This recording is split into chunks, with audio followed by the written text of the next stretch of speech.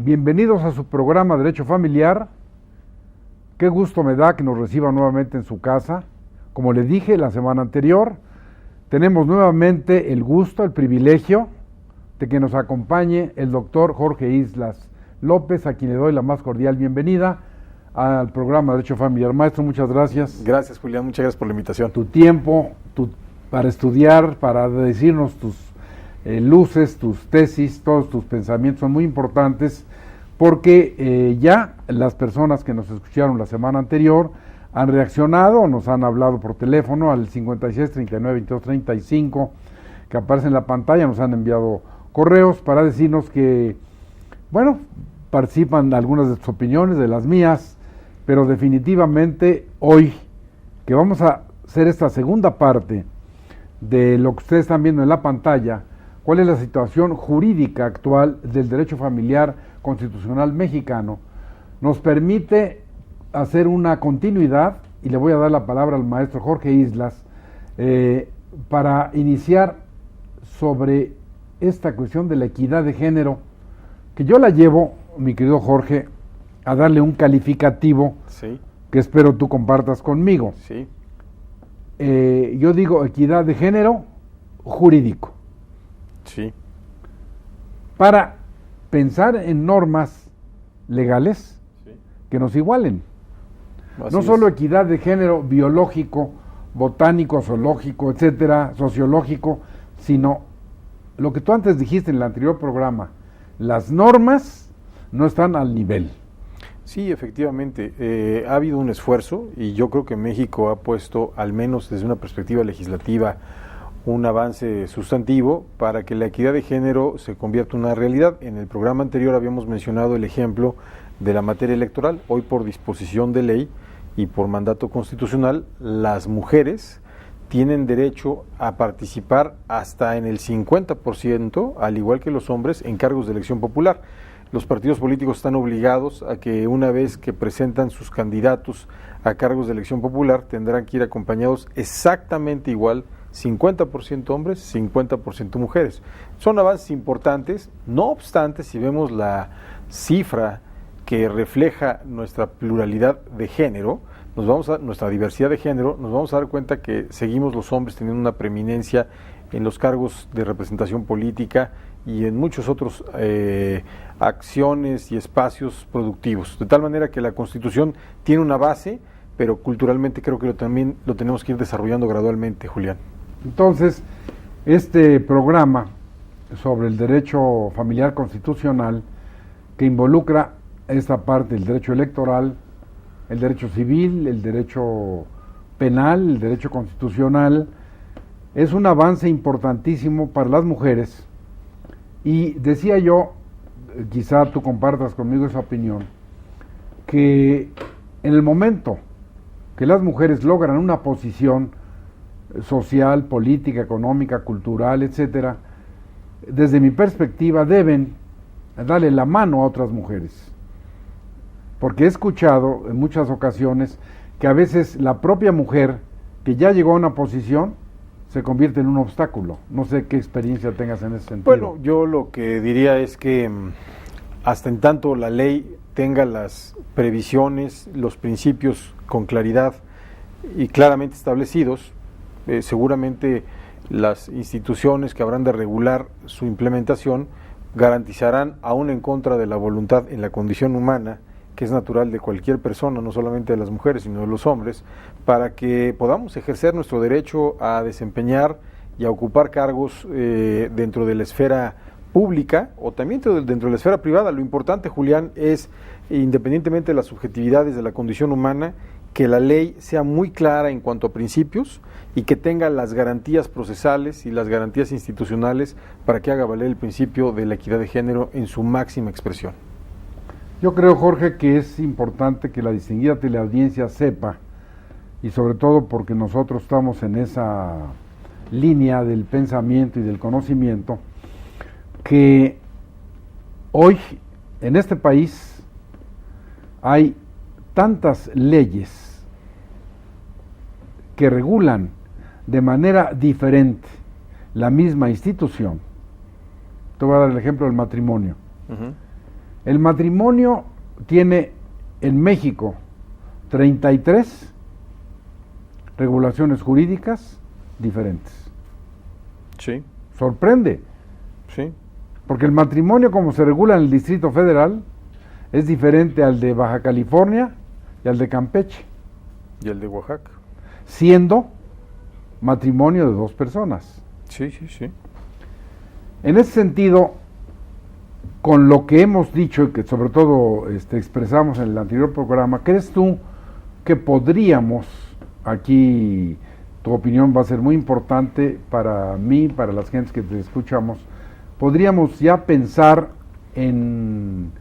con el fundamento del cuarto constitucional y el 29, más estos nuevos derechos humanos fundamentales del 2011, las reformas que hicieron al primero, al tercero, al quinto, al séptimo, etcétera, 15 artículos que se modificaron, podríamos ya pensar en un código familiar federal?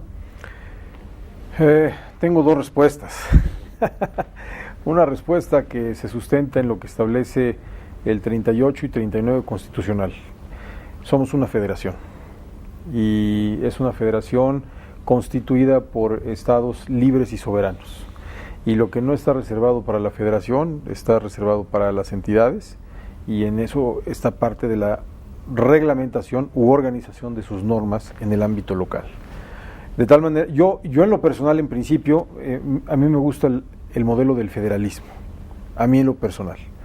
Y yo sí creo que este tipo de temas pueden quedar regulados y deben, en mi perspectiva, quedar regulados bajo lo que mandata la Constitución por el Pacto Federal, que cada entidad regule lo que juzgue conveniente de acuerdo al ámbito de sus competencias y en libertad del uso de su soberanía. No obstante lo anterior, creo que hay muchos temas, como lo dices bien, sobre la base del cuarto y el 29 constitucional, que podrían invitarnos a pensar en la eventualidad de un código único familiar, y que esto puede darle una consistencia al tema familiar a nivel nacional, que puede darle mayor fortaleza a los procedimientos, porque sea en un estado o en otro, van a ser los mismos. Y esto creo que ayudaría mucho a dar certeza jurídica, seguridad jurídica, pues a una de las instituciones más importantes de la sociedad, que es la familia. Hay dos perspectivas, hay dos visiones, constitucionalmente las dos son aceptables. Yo creo que empíricamente se tiene que hacer una valoración de lo que arroje la estadística y los estudios para que los legisladores en su momento puedan tomar una determinación e invitarnos a pensar si lo que más conviene es un código único. En principio, como te decía, el Pacto Federal establece que los estados podrán decidir libremente, bajo el ejercicio de su soberanía en el ámbito local, este tipo de regulación. Si no está dando resultado, habría que pensar eventualmente en un código único, y este código único tal vez podría generar pues mejores soluciones a las diversas calamidades que aún persisten en esta figura, y que es muy importante rescatar, porque también la Constitución mandata en el artículo 4, concretamente en el artículo 4, la necesidad de cuidar la integridad, la unidad y la funcionalidad familiar. Pero en este caso, Jorge, es importante destacar que, como estamos, voy a tomar el ejemplo del matrimonio. Uh-huh. El matrimonio en el Distrito Federal, a partir del año 2010, hace 5 años, en forma muy atropellada, con falta de aseo legislativo, sin gramática, modificaron el artículo 146 y simplemente dijo la Asamblea Cuarta, la Asamblea Legislativa de entonces, Cuarta Legislatura, el matrimonio es la unión de dos personas. Y no se metió en más cuestiones. Así es. Del 2010 al 2015 se ha dado interpretación, se ha dicho que esa es la regulación jurídica del matrimonio de personas del mismo sexo o de diferente sexo, porque ahora tiene esas dos hipótesis. Pero vemos, y aquí tú eres el experto, que la Constitución, en el artículo 121, en la fracción primera, dice que los actos, esos que tú decías, de los estados, legislados en los estados, valen en sus respectivos estados. Correcto. ese federalismo, Sí. de que cada quien, por eso tenemos 32 códigos civiles. Sí, así es, así es.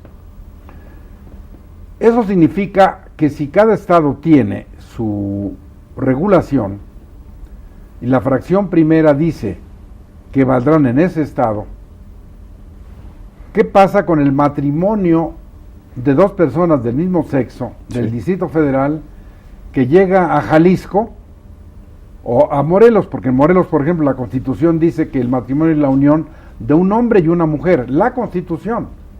Ujú. Tienen código familiar que también habla de hombre y mujer, pero dice la Constitución hombre y mujer. Llega este matrimonio de personas del mismo sexo a Morelos.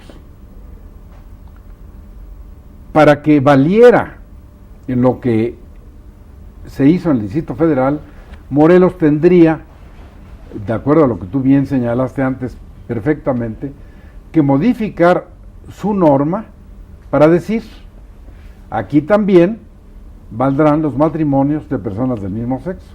Para ese efecto, sí. No dice. Pero ocurre que esta pareja del Distrito Federal fue a Jalisco, concretamente, el caso existe, y Jalisco les dice, no te puedo inscribir. Se amparan, Ujú. y la Corte resuelve ese amparo específico y dice, sí vale allá. El matrimonio. El matrimonio de personas del mismo sexo en Jalisco. Interesante, interesante, porque daría la impresión que si la ley es explícita no se debería de prestar a interpretación. Pero bueno, si la Corte lo ha resuelto es porque ha encontrado seguramente los fundamentos para hacerlo válido. Si lo está haciendo a nivel Jalisco, lo puede hacer entonces en cualquier entidad. Y entonces hay una interpretación de alcance nacional y no solamente para los estados que tienen esta regulación. Me llama la atención porque cuando se discutió el tema de la interrupción del embarazo, en libertad de jurisdicción, la Corte estableció que cada estado regulara Algo lo que semejante. exactamente lo que conveniera a su propia organización interna. Ahí dio libertad de jurisdicción, salvo el caso del Distrito Federal, que ya lo dejó intocado en las porque 12 ya estaba semanas. regulado. Entonces aquí da la impresión que la Corte actuó a contrario sensu. Pero bueno, si la Corte lo estableció en ese sentido, pues está ampliando bajo seguramente el nuevo esquema del artículo primero de los derechos humanos fundamentales de nuestra Constitución, en los criterios y principios de progresividad y pro homine, o sea, todo a favor de la persona. Seguramente la Corte encontró No, los te voy a elementos decir, necesarios para darle esta a completar condición. lo que tú señalas, porque el argumento es, debes inscribir el matrimonio, porque no hacerlo es discriminatorio por inclinación sexual, de acuerdo al artículo primero en los nuevos derechos humanos fundamentales. Así lo veo yo. Bueno, esto es muy importante. Voy a ir a un corte con ustedes un momentito. Regresamos para seguir con esto, que seguimos en el tema derecho familiar constitucional. Vean ustedes cómo está tan vinculado el Código Civil, la Constitución, los códigos de los estados y sobre todo, es lo que es señero en este programa, que incluso yo así lo estoy manejando, estoy actualmente preparando una obra sobre esto, que será importante, ya le he anunciado aquí varias veces, que es, el libro se va a llamar Derecho Familiar Jurisprudencial. Maravilloso, vamos a esperarlo. Vamos a un corte y regresamos con ustedes en un momento.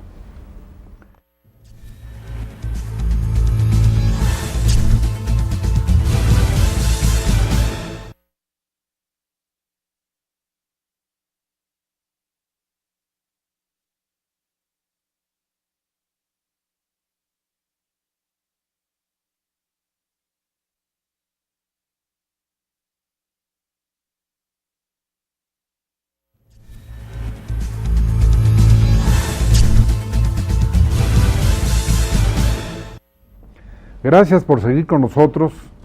Si usted acaba de sintonizar el canal judicial, tenemos hoy el privilegio que nos acompañe el doctor Jorge Islas López, quien ha estado haciendo las delicias, ha estado haciendo un banquete intelectual de conocimientos de derecho familiar, de derecho constitucional. Si usted vio el programa de la semana anterior, lo podrá constatar. Y en estamos hablando precisamente de las normas de derecho constitucional vinculadas a la familia Ya hablábamos antes de cuestiones tan importantes, les voy a regresar la palabra al maestro Jorge Islas, porque esta parte de la Constitución, de los efectos de que los actos del Estado civil de las personas valen en los estados donde se han hecho esas modificaciones. Y estábamos con el tema del matrimonio, y que yo pienso que en un futuro no lejano este país podrá tener una legislación familiar federal, y que él, bueno, como un experto en derecho constitucional, sociología, tiene una opinión muy importante. Le voy a regresar la palabra para que nos diga lo que él quiera en ese sentido. No, eventualmente podría ir la tendencia a crear un código nacional. Sin embargo, como noté en mi intervención pasada, Julián, eventualmente está el pacto federal que le da a los estados, a las entidades federativas, la libertad más amplia para que este tipo de rubros, materia civil, materia familiar, la puedan regular conforme a sus tradiciones jurídicas, conforme al esquema de su modelo institucional e incluso constitucional, de tal manera que podrían haber resistencias, y me atrevería a decir que incluso podemos pensar que podría haber algunas observaciones de tipo constitucional, por toda vez que se podría pensar que se está trastocando y rompiendo uno de los principios más importantes de nuestro sistema de gobierno, que es el federalismo. Vamos a ver qué sucede. Yo creo que la estadística judicial nos va a dar luz de si el tema resolvería más problemas desde la perspectiva de justicia cotidiana en el futuro, y si fuera así, seguramente el constituyente permanente habrá de ser muy sensible para hacer las adecuaciones y eventualmente tener en términos constitucionales un basamento que permita la creación de un código único. Sí quisiera decir también que debería de ser esto la excepción y no la regla, porque en materia penal vamos hacia un código penal único, en materia electoral ya tenemos un código electoral único, nacionales. Me parece que tenemos que cuidar el federalismo, es parte de la esencia de la República y una de las consideraciones por las cuales se justificó la creación del Estado mexicano. Por ejemplo, atendiendo a esa opinión tuya, voy a tomar algo, yo siempre insistiendo en esta cuestión del derecho familiar, vamos a tomar el Código Nacional de Procedimientos Penales. Uh-huh. Para empezar, yo he criticado que se llame nacional, porque esta es una federación. Uh-huh. A lo mejor el nombre propio sería Código Federal. Uh-huh. Pero bueno, en su origen, este proyecto, cuando lo lanzó el licenciado Peña Nieto, se llamaba Proyecto de Código Federal. Sí, sí. Y sobre la marcha, no sé cómo, le acabaron poniendo nacional. Nacional. Muy bien. Pero, mutatis mutandis, si nosotros pudiéramos tomar esto y llevado al derecho familiar, en ese sentido, los códigos penales locales, Jorge, uh-huh, no se van a quitar. No se van a quitar. Van a seguir. Sí, van a seguir. Los delitos federales vinculados con los locales van a manejarse con el Código Nacional. Uh-huh. En junio del año 2016 ya tendremos que estar inmersos en el juicio adversarial. Así es. O el oral penal. Así es. En todo el país. En todo el país. ¿Qué pasaría si nosotros tuviéramos un código, siguiendo esa línea, nacional, un código general, o una ley general de derecho familiar, que pusiera las bases fundamentales de esta materia, sin quitar los códigos locales? Voy a esto. Estamos teniendo en vivo el ejemplo del divorcio de personas, el matrimonio de personas del mismo sexo. Es correcto. Que está caminando a que valga en todo el país. Uh-huh, así es. Decíamos Jalisco. Jalisco dice hombre y mujer. Así es. La Corte dice no.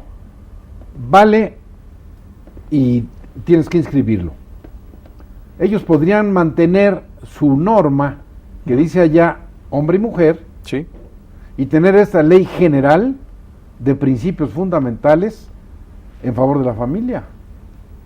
¿Y eso en qué se opondría o qué sería lo criticable desde el punto de vista de la federación, desde el punto de vista de también lo que dice el 73, que las facultades que no son de la federación o de las legislaturas se reserva a los estados? Es correcto, se reserva para los estados. Y esa es una materia precisamente que no habla, no dice del derecho familiar. Así es, así es. Pero no podríamos, por el bien de la familia, ahora, yo te voy a pedir que hagas el papel de abogado del diablo.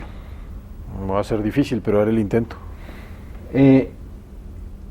Como me ocurrió a mí cuando fui doctor y que el derecho familiar era algo que no existía, ¿qué pero jurídico le pondrías a una ley general, una ley federal para la familia? Bueno, la ley general, por definición, básicamente es una ley que distribuye competencias concurrentes entre federación, estados y municipios. Cuidado, porque el código está regulando desde la perspectiva jurisdiccional el tema familiar.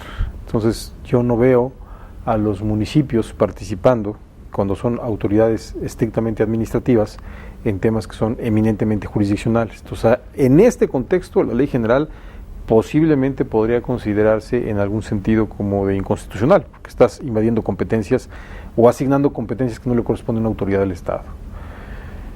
No obstante lo anterior, me parece que la salida técnica podría ser el código único, o como tú lo dices, creo que la palabra apropiada sería código federal único de derecho familiar, o código familiar federal. Código federal familiar. Yo creo que sería la alternativa. Obviamente ese tiene que ser el basamento constitucional. Yo creo que habría que entrar a trabajar el artículo 4º constitucional, el 73, para reconocer de manera explícita las facultades que tendría el Congreso para crear el código y establecer con claridad en la exposición de motivos que hay la voluntad para establecer esta unidad normativa de regulación por diversas circunstancias, seguramente muchas de ellas atribuibles a la estadística judicial, del por qué virar de la federación y las entidades federativas a un código único.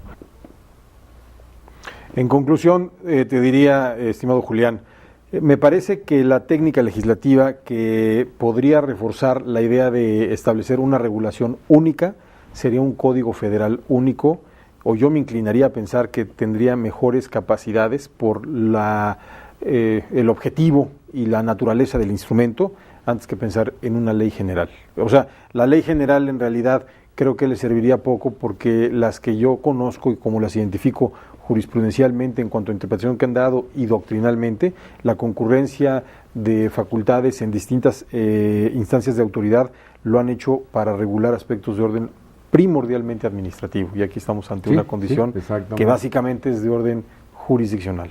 Entonces aquí, Jorge, yo creo que es importante insistir en algo que tú lo manejas mejor que yo. 40 años lleva el legislador federal, el constituyente, y reitera, esta reforma del 2011 es tan importante como cuando se puso en vigor por primera vez la Constitución. Esta reforma del 2011 en derechos humanos, para mí es una de las reformas más importantes en la historia de la Constitución del 17. Me gusta el cambio de lenguaje del primer párrafo del artículo primero. Me gusta que haya cambiado la palabra derechos humanos en lugar de garantías. Y me gusta que haya cambiado son derechos reconocidos y no otorgados. Entonces, en esa misma línea, seguramente te va a gustar, y si no, dame una respuesta. ¿De qué manera podemos crear ahora los instrumentos que hagan efectivos los derechos humanos fundamentales del 4º constitucional y del 29? Porque bueno, ahí está ya, pero ¿dónde están las leyes accesorias, las leyes que siguen? Porque ahí está en la Constitución, son 40 años, eso no se puede negar, de derecho familiar en la Constitución. Tenemos una tradición constitucional en donde muchos de los preceptos que se integran al capítulo anteriormente de garantías, hoy llamado de derechos humanos fundamentales, en donde la doctrina le ha llamado derechos programáticos, derechos en donde la idea es establecer derechos con prescripción a futuro y en muchas ocasiones derechos objetivo o derechos idealistas o idealizados. Es parte de nuestra historia constitucional y parte de nuestra realidad en cuanto a técnica legislativa. A mí no me gustan, sé que soy políticamente incorrecto cuando digo esto, porque me van a decir, usted está en contra de la protección de la familia. No, estoy a favor de la realidad objetiva de los hechos para proteger de la mejor manera a la familia. Si nosotros ponemos disposiciones imposibles de cumplir, lo único que vamos a lograr es una frustración constitucional. Y la frustración constitucional no es buena para un pueblo que necesita, como lo decía Justo Sierra en el siglo XIX, el pueblo tiene hambre y sed de justicia. El pueblo necesita justicia con la protección cabal y más amplia de todas las disposiciones constitucionales consagradas en el capítulo de derechos humanos para que sean cumplidas y no queden simplemente como buenas intenciones o como disposiciones reguladas y tuteladas hacia el futuro. Es parte de nuestra tradición legislativa. Reitero, a mí no me gusta esta forma de redactar, ni me gusta esta forma de establecer principios o derechos idealizados a futuro. Es nuestra realidad. Obviamente hay leyes que son secundarias, que establecen el desarrollo de la implementación que habrá de cumplir el objetivo que plantea la Constitución. Por eso la Constitución es una cosa seria. La Constitución no puede ser visto como el instrumento en donde por arte de magia vamos a resolver todo. Un medio ambiente limpio, con agua cristalina. La verdad de las cosas es que en eso tenemos que ser más serios y una nueva generación de constitucionalistas o de legisladores seguramente harán conciencia de esto. Lo más importante, en mi perspectiva, es que estos derechos humanos fundamentales, incluyendo los de última generación, sean observados por el Estado mexicano cabalmente y que estos derechos se puedan cumplimentar vía leyes de desarrollo institucional o bien por vía de la jurisprudencia. Que los jueces y nuestros señores ministros de la Corte den la última palabra y mandaten el cumplimiento exacto, puntual, riguroso, profundo y contundente de derechos que no pueden quedar como intenciones, sino como garantías tuteladas y que hoy son llamadas derechos humanos fundamentales. Es lo que está haciendo la primera sala. Está resolviendo y dice, por ejemplo, esta cuestión de la discriminación, es lo que se modificó, o la inclinación sexual del artículo primero de la reforma del año 2011, y como tú lo señalabas, yo estoy totalmente de acuerdo.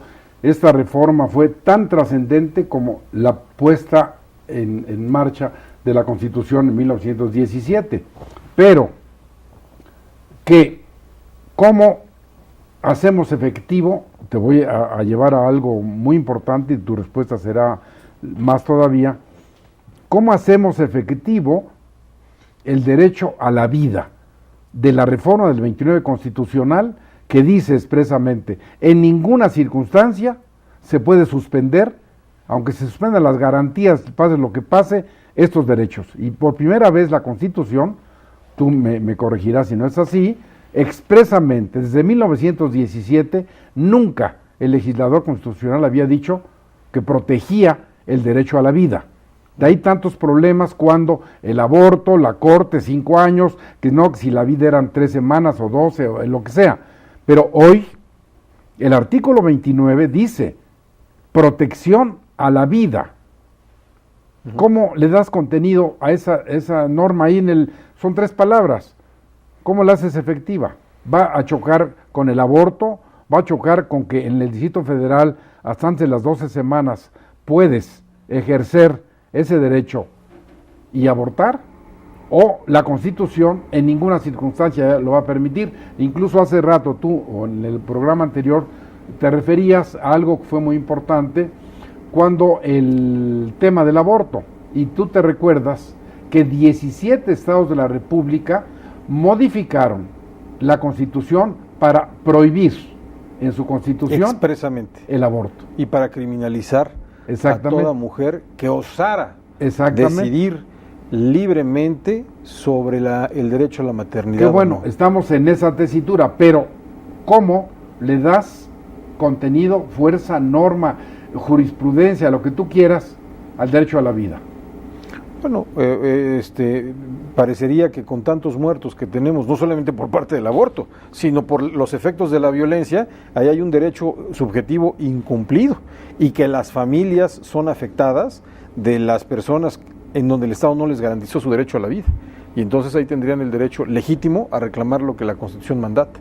De tal manera que empecemos por la familia, cuidemos a la familia, eduquemos sobre la base de valores que le dieron integración a una nueva sociedad llamada México y que fue evolucionando por razón de usos, costumbres, tradiciones, cultura y producto también de sus constituciones, la integración formal de una institucionalidad que ha hecho al Estado mexicano. Si nosotros profesores, nosotros padres de familia y ciudadanos no nos involucramos y somos copartícipes de este proyecto con el Estado, no vamos a ser jamás, nunca vamos a tener la capacidad de poder entender lo que dejamos de hacer por tener una mejor sociedad basada en la integración de la familia y que la familia es ejemplo para ser replicado en un nivel macro de que tenemos una sociedad que respeta principios y valores en donde la familia y la sociedad tienen que cumplir con una parte muy importante de integración, una parte muy importante de organización y de interacción. No hay paz y armonía social posible si no se observa la ley, pero es muy importante que la ley no solamente es el referente. Tenemos que acabar con todo el flagelo de desigualdad que hay en este país. Hasta en tanto mantengamos los altos niveles de desigualdad que tiene México, no hay ley, por bien escrita que sea, o por un catálogo amplísimo de pretensiones de derechos subjetivos que diga que somos el mejor país, que sean cumplidos, si no acabamos con este muy lamentable flagelo, que en mi perspectiva es lo que genera también mucho daño y mucho resentimiento. Entonces, estamos en la misma sintonía, porque ¿de qué sirve que ya tengamos 40 años de normas de derecho familiar en la Constitución si seguimos padeciendo cosas tan elementales? Por lo mismo, Julián, como te comentaba, muchas de las disposiciones que establece la Constitución son principios o derechos que llaman programáticos, o sea, son disposiciones a futuro. Así lo llama la doctrina. Es una manera muy chistosa de decir sí, pero no. En un estricto sentido lógico, estos derechos programáticos no tendrían sentido si no tienen una ley secundaria que garantice el cumplimiento puntual de cada uno de estos derechos a través de la instancia correspondiente y del procedimiento correspondiente. De otra manera, en esta subjetividad, solamente las personas que tengan acceso al juicio de garantías, al juicio de amparo, con abogados calificados y que no son juicios baratos, por decirlo, son los únicos privilegiados que podrán hacer valer o al menos defender la posibilidad de solicitar justicia para que les cumplan estos derechos. O sea, en otras palabras, serían los menos y no los más. Y una Constitución busca tutelar el objetivo final del bien público, el interés general y el bienestar social. Pero entonces, en eso, yo te preguntaría, ¿qué está haciendo la Corte? Porque si la primera sala dice, y el Pleno, esto se resuelve así, porque está en la Constitución, porque está en esa reforma del año 2011, si hiciéramos efectivo lo que tú dices de estos derechos de que sí, pero no, progresivos, etcétera, entonces la Corte estaría mal, pero la Corte está resolviendo derecho positivo vigente, está modificando esas normas, está haciendo efectivo lo que dice la Constitución. No, yo creo, en mi perspectiva, que la Corte está haciendo lo adecuado y lo que le mandata la Constitución, resolver lo que llega a su escritorio para tomar una decisión en la interpretación que se da de cada caso y dar justicia a quien le está solicitando en ese sentido. Quien me preocupa es que la generación de legisladores frívolos, irresponsables e ignorantes que no son conscientes de que legislar o sobreregular derechos programáticos en el único membrete que ponen o el único conflicto que están generando es que hay una Corte que tiene que resolver y tiene que decirle al Estado, no a los diputados, sino al Estado en su conjunto, cumple sobre una ley que no existe. Entonces estás materializando derechos, reitero, sobre la base de la interpretación y no sobre la base de la implementación de una ley que demanda este tipo de derechos. Voy a ir a un corte para ir a la tercera parte, pero desde ahora te anuncio, vamos a regresar a esta última parte en algo que es fundamental, que tú lo manejas en forma extraordinaria, porque ya hemos hecho un resumen, una especulación, hemos traído varios conceptos, etcétera, pero vamos a aterrizar esto para darle realidad en un tema que tú lo manejas.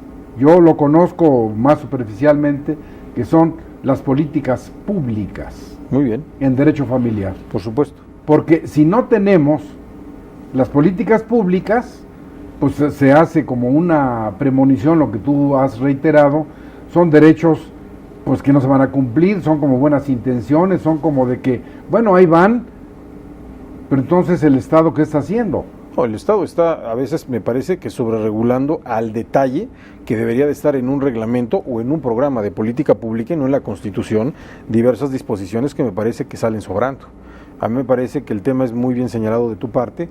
Las políticas públicas son un complemento de la implementación de disposiciones constitucionales. En el derecho a la vida, por ejemplo, en el caso de la jurisprudencia norteamericana, el derecho a la vida incorpora e incluye derecho a un medio ambiente sano y limpio, sustentable, agua, no contaminación. Con un sentido de mayor seriedad y pragmatismo, este es un paraguas porque es la Constitución la que prevé otros derechos subsidiarios que complementan la esencia del derecho a la vida. ¿Cómo se implementa este tipo de regulación o este tipo de previsión constitucional en lo particular? Muy bien, lo dices, a través de políticas públicas que no necesariamente tienen que estar incorporados en la Constitución y con programas muy serios que tienen una planeación identificada, con un presupuesto asignado con seriedad y, muy importante, con un proceso de fiscalización y rendición de cuentas para que presupuesto y acción de gobierno den un resultado. Vamos a ir a un corte, regresamos con ustedes para la última parte del programa para hacer unas conclusiones e incidir en esta parte de las políticas públicas.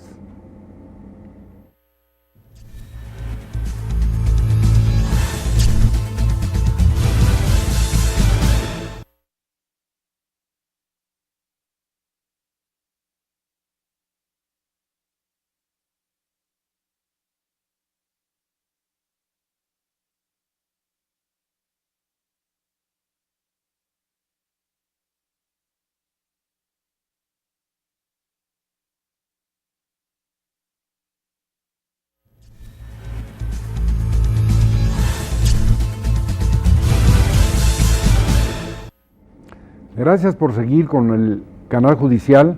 Estamos hablando del derecho familiar, específicamente constitucional. Estamos en esta última parte de la segunda semana que hemos dedicado al derecho familiar constitucional, al artículo 4, al 29. Hemos tenido la generosidad de los conocimientos del maestro Jorge Islas López, experto en las diferentes materias que él maneja en esa perspectiva tan importante. Y ahora, para terminar, vamos a hacer algunas conclusiones, vamos a señalarles a ustedes una serie de hipótesis, pero antes yo voy a ponerle a él como ejemplo el caso que está ocurriendo actualmente de Miguel Ángel Mancera en el gobierno del Distrito Federal, en el que con una gran frecuencia estamos viendo repetidamente políticas públicas referidas a los niños, a las señoras, a las mujeres, que están en sus normas y que se están implementando con esto. Desde el punto de vista de tu perspectiva, Jorge, atendiendo nuevamente a esto que dice la Constitución, el Estado federal, ¿qué obligación tendría o qué debería hacer en el caso específico del cuarto y del 29? ¿Qué clase de políticas públicas hacen falta o ya las hay y no son efectivas para que el derecho familiar, decíamos antes, el derecho a la vida, sea una realidad? Bueno, yo Perdón, creo que... porque además, antes del corte, decías tú, traías a colación el ejemplo de la Constitución Política de los Estados Unidos Mexicanos. Yo no comparto tu opinión en ese sentido porque un principio elemental es que para compararnos con aquellos, si bien tenemos la misma Constitución prácticamente, pues los efectos y las reformas, todo lo demás, son como dos mundos diferentes, ¿no? Nuestra sí, Constitución y la de ellos. Sí y no, porque finalmente son instrumentos que persiguen un mismo fin y que lamentablemente en un lugar se tergiversó el sentido de la naturaleza en México y el propósito se logra de lo que es un instrumento constitucional. Entonces perseguimos el mismo fin. Yo te aseguro que en Estados Unidos, en Finlandia, en Noruega, en Suiza, en Guatemala, en Brasil, el objetivo de una constitución es el mismo. Como la elabores, como la ensambles, es como vas a crear el medio propicio para llegar a un punto o no. Y ahí es donde creo que las comparaciones son odiosas, pero muy útiles para ver en dónde estamos y qué estamos haciendo mal. Porque si no, creo que se puede prestar a muchas justificaciones que mucho daño nos hacen. Hay referentes que nos dicen las constituciones son instrumentos normativos fundamentalmente de gobierno que reconocen y protegen derechos fundamentales. Dentro de ellos, por ejemplo, el tema familiar, me parece indispensable. Derecho humano internacional, reconocido en tratados internacionales y sobre todo en nuestra Constitución. A mí me parece, y a mí me gusta mucho la idea de que esto quede en lo genérico. Y de ahí se establezcan leyes secundarias, reglamentos y sobre todo, como muy bien lo señalabas, una serie de programas diversos y múltiples en programas de política pública que alimente, fortalezca y complemente lo que está mandatado por la Constitución. Ya me parece que eso me parece que ese es el camino, porque de otra manera pones cosas de más en la Constitución que no se cumplen, generas frustración y le pones a la Corte un papel muy complicado. Interpretar lo que dijo el Congreso o el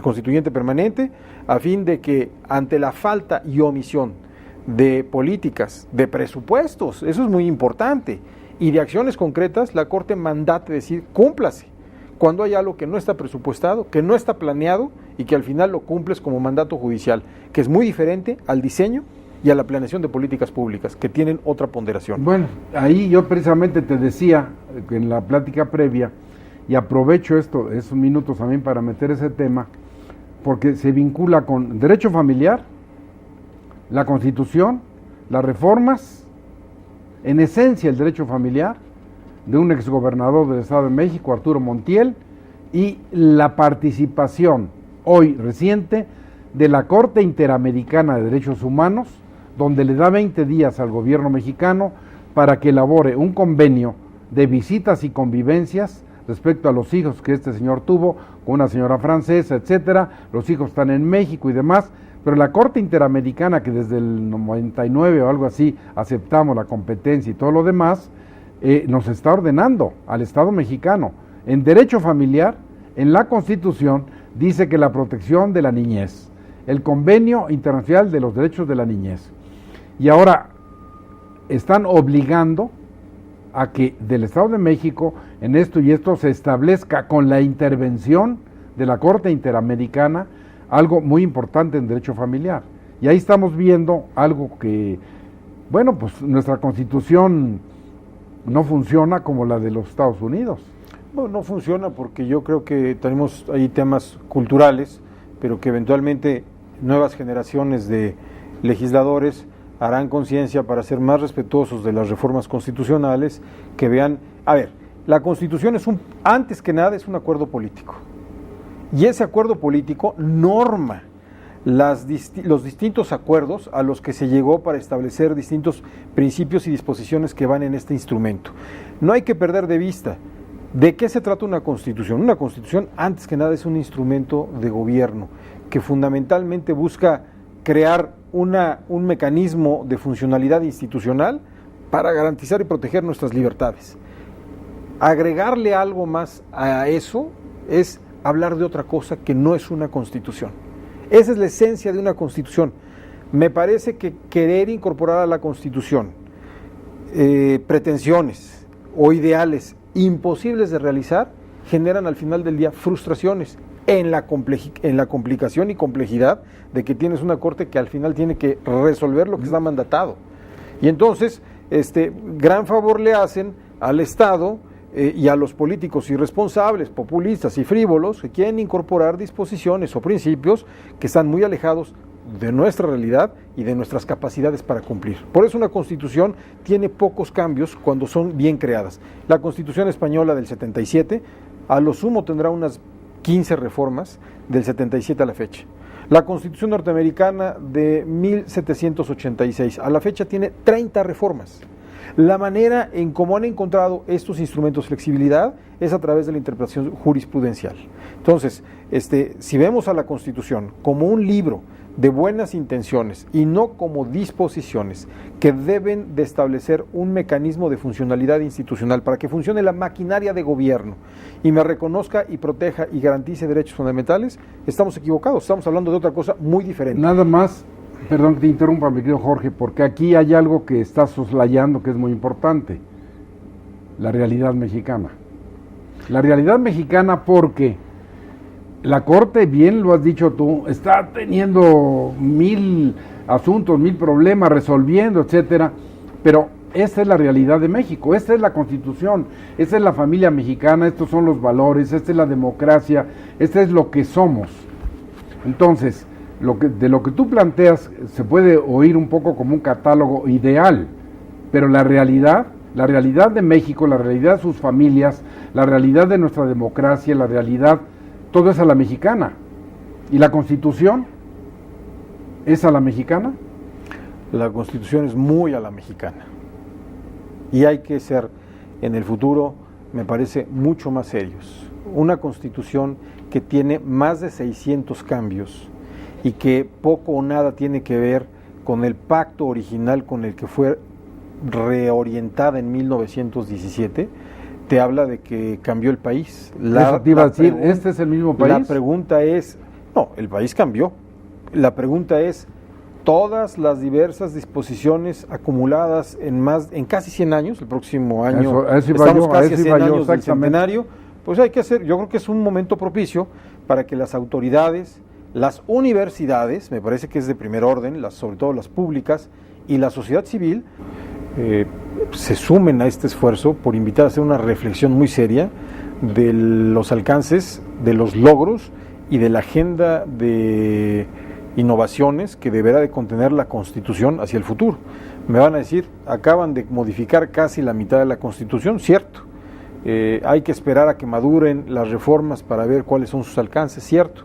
Pero se presenta una oportunidad magnífica para hacer una reflexión en otros aspectos que no han sido abordados y que me parecen de la mayor relevancia para tener las mejores garantías con el concurso de las personas que se hayan especializado en estos temas, para hacer una reflexión muy seria de nuestra Constitución. Se ha tocado casi todo de la Constitución.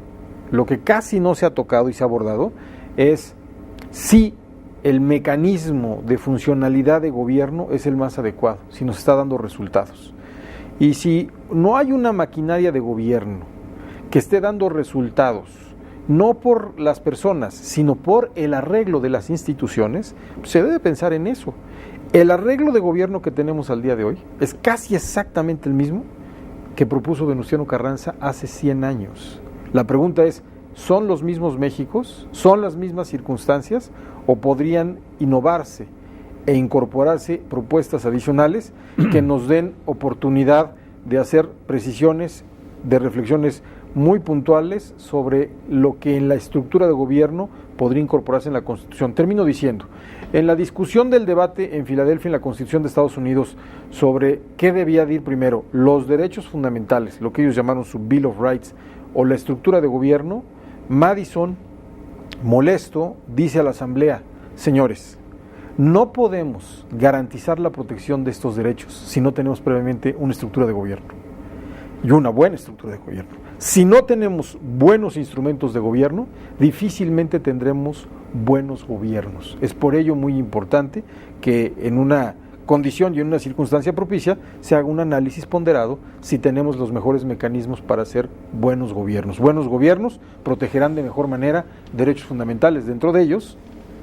la familia. Nada más que aquí, muy bien la ilustración que haces, seguramente que esta proximidad de los 100 años de la Constitución, de su promulgación, su iniciación, etcétera, choca con algo que me cuesta, con frecuencia lo encuentro aquí en los programas de derecho familiar y que ahora se refleja nuevamente en lo que tú dices, un poco la teoría, que es muy importante, todo lo que has señalado, nada más que la realidad supera la teoría. Este país es un país distinto al de hace 100 años. Exactamente. Este país tiene otras sociedades, otras familias, otras formas de gobierno de facto, pero en la realidad, en la norma, quieren que siga siendo como esto, aun cuando ha variado a estos diputados de plurinominales y este nuevo sistema que tenemos, ¿no? Pero hay una realidad que tenemos que aceptar. No está funcionando. Yo creo que no. Como no está funcionando. Y a la vista de todos está el tremendo desprestigio que tienen todos los políticos de este país y todos los partidos políticos. Como no está funcionando, y en el caso específico del derecho familiar, le han dado una gran carga a la Suprema Corte, y la Corte sí está haciendo cosas fundamentales, porque ha determinado todo esto de lo que hemos hablado hoy en este y en el programa la semana anterior, de estos 40 años, de esta preocupación. Si no lo metemos en la Constitución, la protección a la familia, ¿dónde lo vamos a meter? En una ley secundaria, no, sin que esté en la Constitución. Ahora, nosotros somos un país muy especial, tenemos una idiosincrasia, unas costumbres, una manera de ser, somos como un país único en el mundo. No creo que nos parezcamos a muchos otros, pero nuestras leyes, ¿cómo están? Entonces creo, Jorge, que a lo mejor habría que pensar, porque el tiempo está encima, en un tercer programa. Yo estoy encantado. Que lo hiciéramos, porque seguramente, por ejemplo, a mí ahora se me queda ya esta idea en la mente, planeáramos un programa pronto sobre una nueva constitución, si es eso realmente por donde hay que ir. Yo soy un ignorante de ese tema. Oigo que muchas voces dicen, ya no sirve la Constitución, la han modificado mucho, hay que hacer otra. Yo a veces me pregunto, bueno, los que quieren otra, ¿irán a cambiar el sistema de gobierno? ¿Ya no habrá poder legislativo, ejecutivo y judicial? ¿Qué irá a pasar? ¿Irán a...? No sé, no tengo idea, ¿no? Pero definitivamente creo que sí será una ocasión propicia para que otra vez la distinguida teleaudiencia te vuelva a ver. Por hoy te reitero mi agradecimiento, el de la gente que nos ve. Gracias por tu tiempo, tus conocimientos. Tienes 2 segundos si quieres despedirte de la agradecerte la hospitalidad y el generoso espacio para venir a platicar con un maestro querido y respetado de la facultad, muy admirado de mi parte y de muchos colegas, y decir que aquí estaré cuando esté convocado con mucho gusto. Muchas gracias. Muchas gracias, Jorge. Muchas gracias. Y a ustedes también por permitirnos llegar a su hogar, por que ustedes saben, eso le da realidad al programa. Escríbanos, háblenos, véanos, pase usted a formar parte de todas las personas que nos ven y nos preguntan. De estos, dicen los expertos, más de 10 millones de televidentes que ven Sky, que ven el Dish, que ven el Cablevisión, que nos ven por internet, que nos escriben al periódico, que nos hablan al teléfono, y el derecho familiar sigue siendo una esperanza, una realidad que para nosotros es razón de nuestra vida. Les agradezco que nos vean, que nos reciban en su hogar, al maestro Jorge Islas por su tiempo, y espero verlos en el próximo programa de Derecho Familiar.